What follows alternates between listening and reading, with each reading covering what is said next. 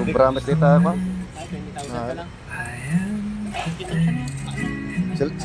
Sel. Tayo kita, siksik.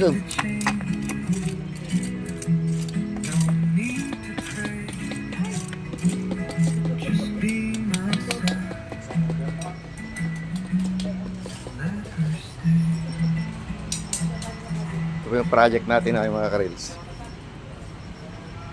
Pag natapos ito maganda. Garden.